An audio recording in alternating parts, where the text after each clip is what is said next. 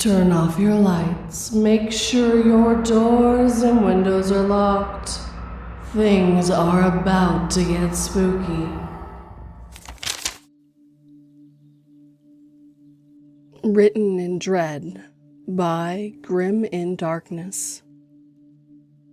Piper was born into a family of detectives.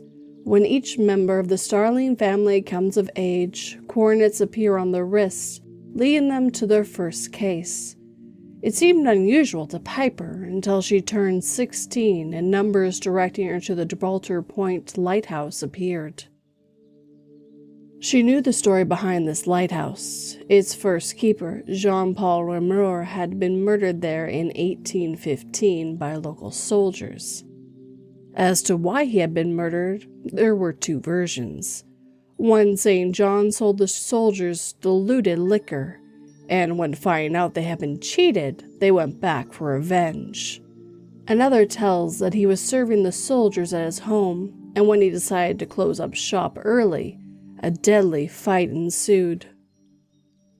Nothing was concrete on how he met his true end, though it would make one hell of a ghost story if it was haunted. Piper knew that the murder from the 1800s wouldn't be what she was meant to solve. She hoped so, at least. That morning, she packed her hiking gear, got into her 1972 AMC Gremlin, and headed towards her destination. As for the curse or gift of the Starlings, Piper wasn't sure when it started or why. Those who would know the answers aren't around anymore.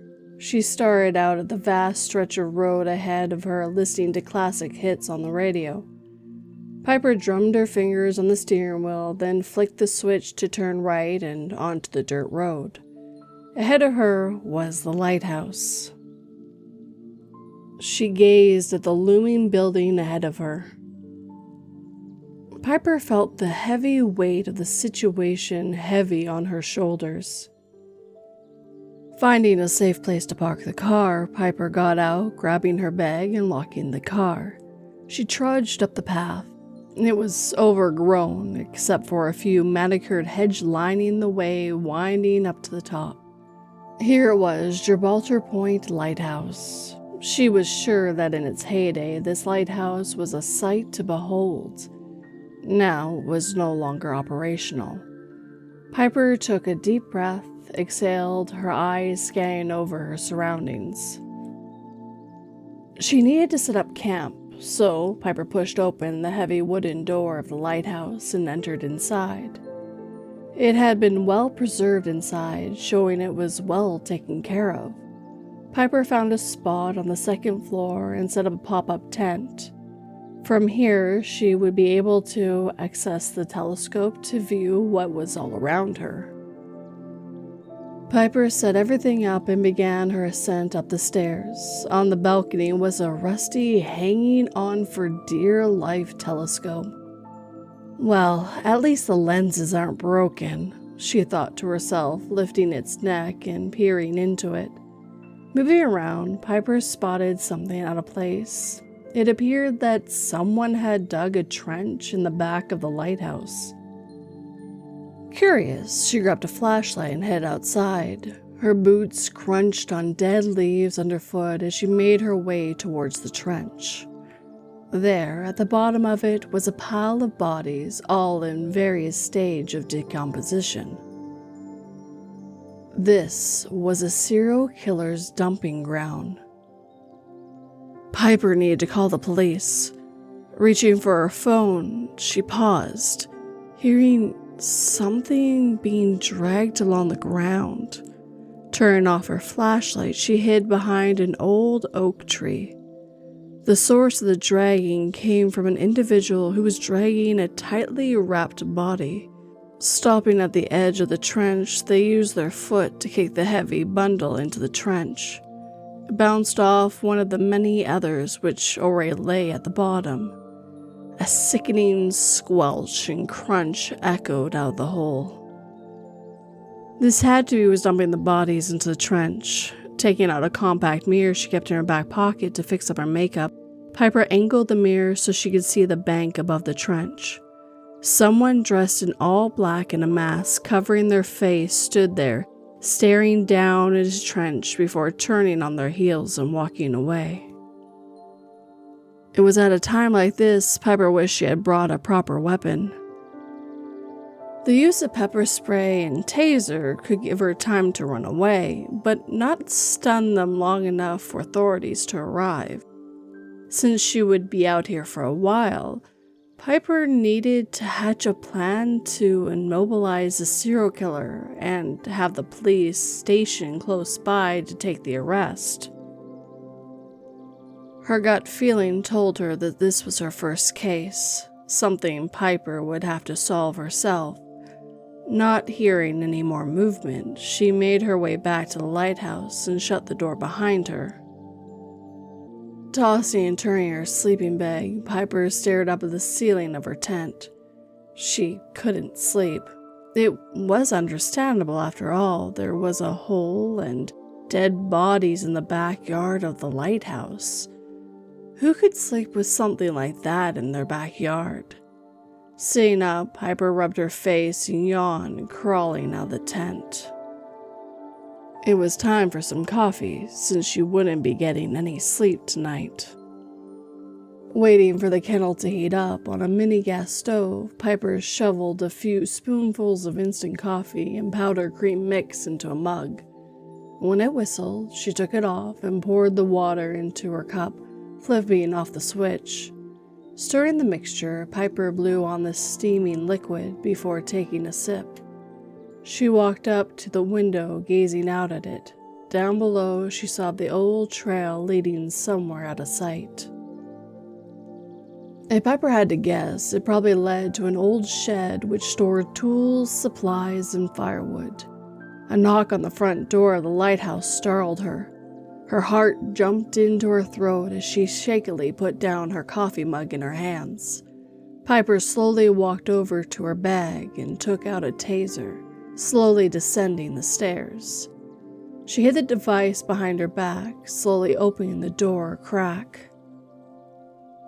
Outside was a young man who appeared to be close to her in age.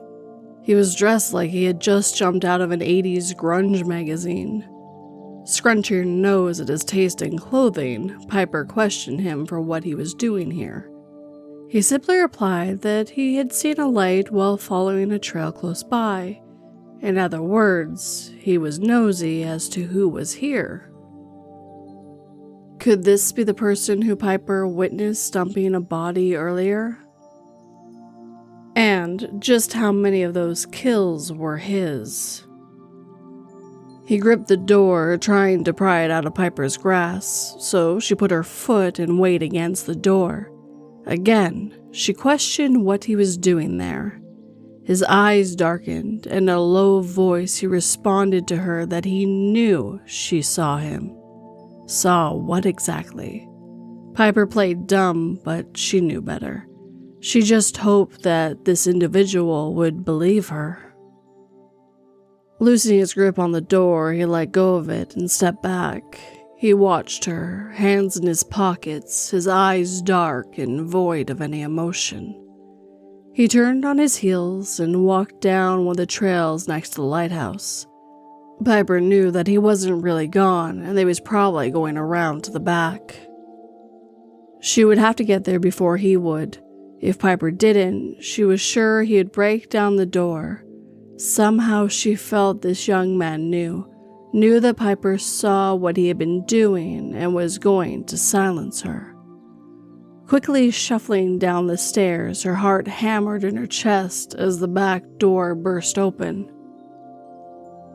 Piper cursed under her breath. Where could she go from here? She had to think fast before he closed in on her. As the young man stepped into the lighthouse, Piper went into the living room. Heavy, thudding footsteps followed behind her, getting close enough to grab her. He reached out to grab Piper when she remembered the taser in her pocket. Turning her body, she flipped the switch on, aiming at the young man as she pressed the button, jamming it under his ribs. The sound of crackling filled the air, and just as he was about to wrap his hands around her neck, his body jolted and shook, bringing him to his knees. Piper didn't pull the taser away, not until she knew he wouldn't be able to get up. Once he was down on the floor, she ran out the door, making a beeline for her car. Piper fumbled with the keys of the car and managed to open it, getting inside. Limping out of the house was the young man, arms crossed around his ribs as she started the engine and backed out the driveway. Her foot hit the accelerator and she watched him using the rearview mirror. Speeding out the driveway like a bat out of hell, Piper fixed her eyes back on the road, knuckles white from gripping the steering wheel. She needed to put distance between them until she got a few miles away to call the police and her family. Piper never realized a second figure in the back seat of her car, forgetting the most important rule she had been taught: that killers don't always work alone.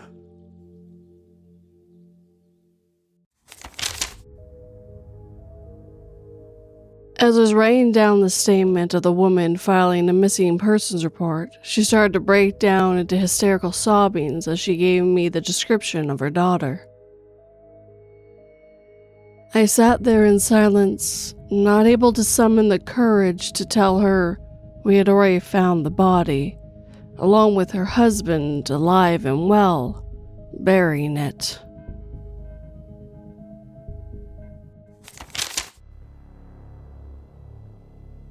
The Frost That Took My Voice by Different Pride 1245. I live in a crumbling farmhouse on the edge of a dead town, alone since my mom died 3 years ago. I cut off my sister, my friends, everyone after the funeral, thinking solitude would numb the guilt of not being there when mom slipped away. But last month, the silence turned suffocating. I woke up every night, my chest hollow, starving for something I couldn't name. Mom's laugh, a touch, a whisper. Then the frost came. It started with footprints, small, child-sized, etched in ice like frozen tears, trailing from my porch into the barren fields. I followed them one dusk, the air biting my skin until they vanished near a gnarled oak. A sob echoed, sharp and broken, like a child's wail stretching across decades. I ran back, locking the door, but the cold seeped in through the walls. That night, I found my mom's photo on my bed, one I had burned years ago to forget her sunken eyes in the hospital. It was soaked, streaked with salt, and the air reeked of decay. I saw it through the window, a gray skeletal wraith, its bones jolting like broken branches, its eyes black voids weeping frost. Its mouth trembled, splitting open to reveal a maw of jagged ice. It pressed against the glass, the pain cracking, and I felt my loneliness surge, a scream trapped in my throat. Memories of Mom's last breath, my sister's unanswered calls, they clawed at my skull, draining me until I was a husk. It came inside 3 nights ago. I was in bed, paralyzed as the door shattered. The sob became a shriek, rattling my bones. The wraith loomed over me, its frost-rimmed fingers dripping tear-shaped ice. "Empty," it hissed, its voice a child's but ancient, hollowed by starvation. Its hand plunged into my chest, not through my skin, but deeper, into my soul.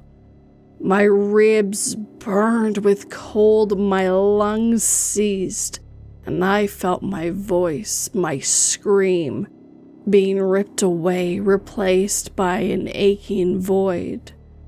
Frost spread across my skin, blistering, peeling, leaving raw, tear-shaped scars.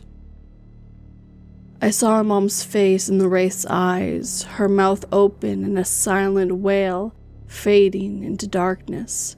My sister's voice echoed, pleading, but it dissolved into the wraith's maw. It fed on every regret, every moment I pushed away, until I was nothing but hungry. I tried to fight, claw at its arms, but my fingers shattered against its icy flesh, blood freezing mid-drop. It leaned closer, its breath a blizzard, and whispered, "You'll never speak again." My voice tightened, my voice gone, stolen by its frost. I don't know how I survived. It left at dawn, the floor slicked with frosty tears, my chest a map of scarred frozen wounds. I can't scream, can't cry, my voice is a hollow rasp, my breath is a wheeze of ice. I called my sister with a text, my hands shaking, and I'm leaving today. But the frost is back, creeping up my window, and the sob is louder, closer. My scars burn, splitting open, weeping frost. I see it in the fields, waiting, its maw open, hungry for what's left of me. If you ever lost someone, let the world slip away. Check your windows, look for frost shaped like tears. It's out there, and it'll take more than your voice.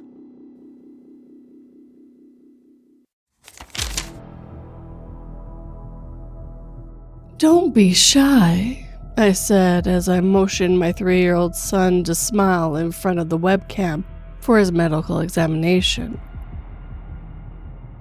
As my son forced a smile, the online doctor examining him tipped me $3,000, commenting that he was perfectly healthy and his organs would fetch a good price on the black market.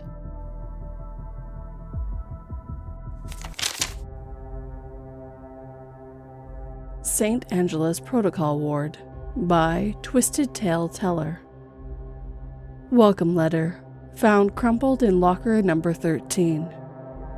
To our newest night shift attendant, welcome to the protocol ward at St. Angela's Containment Hospital. Your role is simple. Follow the rules, do not deviate, do not improvise, do not ask questions. Below are non-negotiable protocols. Memorize them, your life depends on it. Protocols for night shift. St. Angela's Containment Hospital. 1. The hospital opens to only staff after 8 p.m. If you see anyone at the main doors after that, do not let them in, even if they're in uniform, especially if they're in uniform. 2. The patients in room 101 through 106 are not to be treated as human. Do not respond to their voices. They know how to mimic your loved ones. 3. Room 107 is to remain locked. It does not have a patient. It does not need to eat. If you hear knocking from the inside, turn on the overhead sprinklers and recite the phrase, "We return what we took. We return what we took." 4. Every night at 2 a.m. the lights will flicker. This is normal. Do not look at the security monitors during this time. 5. If you hear weeping from the vents, leave the room immediately. This sound lasts approximately 4 minutes. Anyone who listens too long will start crying too, and they won't stop. 6. You will receive medication trays at 3 a.m. One tray will be different. You'll know which. Slide it under room 106 door. Do not let them hand it back. 7. The intercom may announce code gold. If so, you must immediately go to the basement, close the door, and do not speak, no matter who calls your name. 8. If you survive until dawn, wait for the date shift nurse to knock twice, pause, then once more. Any other sequence is a trick. Stay inside until the knock is correct. Notes scribed on the back in red ink. The rules are changing. Room 107 is humming now. We think it's learning. If you see the girl in the yellow gown, don't let her smile. Last time, we lost 3 nurses. Additional to protocol, issued after Incident 42B. 9. If you pass the East Wing supply closet and the door is open, close it without looking inside. Do not listen to what it says about your past. 10. The janitor on floor 3 doesn't work here. He hasn't since 1997. If you see him mopping the same spot over and over, leave him be. If he turns to face you, run. 11. Sometimes your reflection won't copy you exactly. If it smiles first, smash the mirror immediately and file an Incident 7B report.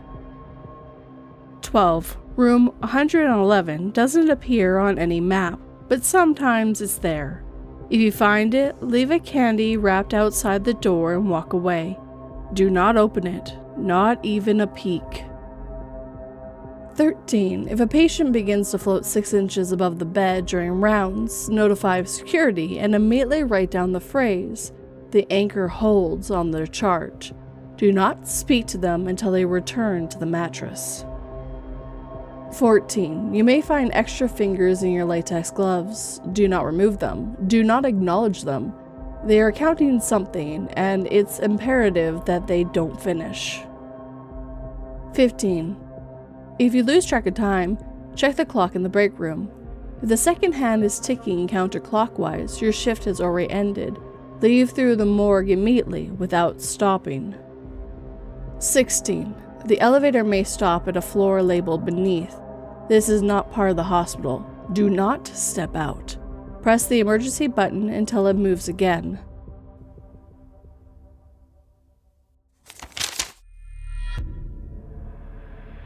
"They have a child working as a miner," shouted one of the miners when he heard a child calling for help deep in the mine.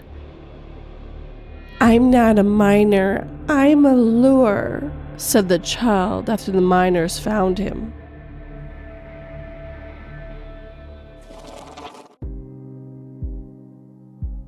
And with that, our time together is coming to an end. If you have a story you'd like me to narrate, whether true or fictional, you can send it my way 3 different ways, either through my subreddit, my email, or website.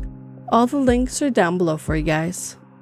Our first story about a family of detectives who are cursed or gifted with a case that they will have to solve first. And their first case had to be possibly a haunted lighthouse with a serial killer using it as a dumping ground. I know there's a few spots where I changed a little bit of the wording as I narrated this story, but I really loved the concept, and the ending definitely had a great punch. You should always check your back seat. Not every serial killer works alone. There is actually quite a few that have had partners. They move on to an icy cold wraith that feeds off your regret and despair, and first takes your voice, and then possibly your life. I truly found this one a very good pace and well written. It didn't have to be long, short and sweet, but definitely gave you chills as you listened or read. And then we move on to the protocols on how to survive in the hospital. I truly do enjoy rules horror, because each rule can add more and more to the story and make you wonder why they had to make that rule. Like the back had red scribbles on the back, adding rules. And then the amendum, which I know I mispronounced to addition, my bad. I just find if you put the right rules, you can really add to the horror of it, especially when you're fighting against other creatures that might not want you to have the rules so you can survive. Great job to all the writers. I hope you'll keep exploring and creating new stories. Now, if you enjoyed these stories, hit that like button and make sure it feels it. If you're new, please subscribe and turn that pretty little bell to all notifications. And of course, I would absolutely love a comment. Tell me what you think, what kind of stories you like in the future. I would love to read all your comments, guys. If you're listening on the podcast and are able to, please leave a review, and Spotify also lets you leave comments. If you'd like to help this channel and podcast grow, please share it with anyone who might enjoy it. It helps quite a bit, guys. If you'd like to help in a more financial way, like these lovely people on screen right now, they're my patrons and members. You can join them. All the links are in the description. But if you'd like to do more of a one-time thing instead of a recurring thing, I do have PayPal, Buy Me a Coffee, and Super Thanks as well. But as always, guys, thank you for watching and listening. It always has and always will mean the world to me. Sleep tight and don't let 42 bite.